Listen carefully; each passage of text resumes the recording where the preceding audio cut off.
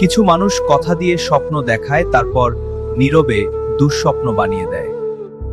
প্রিয় মানুষের দেওয়া অবহেলাগুলো ঠিক যেন উইপোকার মতো, বাইরে থেকে বোঝা না গেলেও ভেতরটা কুরে কুরে খেয়ে ফেলে। মানুষ বদলায় না, শুধু প্রয়োজন ফুরালে চেহারাটা খুলে যায়। যাকে ধরে রাখতে চেয়েছিলাম সেই হাত ছেড়ে দিতে শিখিয়ে দিল। যার হাসিতে শান্তি খুঁজতাম আজ তার স্মৃতিতেই ঘুম ভাঙে আর রাত কেটে যায়। হৃদয়টা ভাঙে, শব্দ করে না, কিন্তু ভেতরটা তছনছ হয়ে যায়। একাকিত্ব মানে হেরে যাওয়া নয়, বরং একাকিত্ব মানে নিজের ভেঙে যাওয়া টুকরোগুলোকে নিজেই কুড়িয়ে গোছানোর চেষ্টা করা। আমি খারাপ না, আমি শুধু বেশি আশা করে ফেলেছিলাম। আমি চুপ হয়ে গেছি, মানে এই না যে কষ্ট পাইনি, শুধু বুঝেছি বলেও লাভ নেই।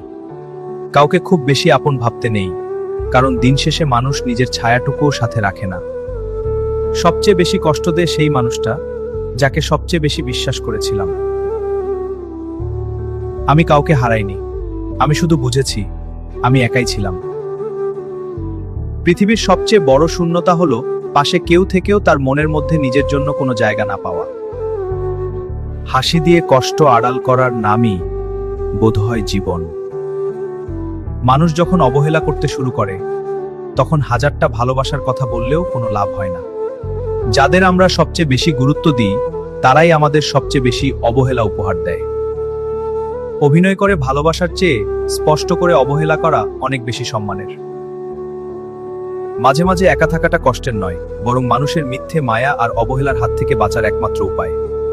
মেনে নেওয়া আর মানিয়ে নেওয়ার মাঝখানে চাপা পড়ে যায় সব ইচ্ছেগুলো।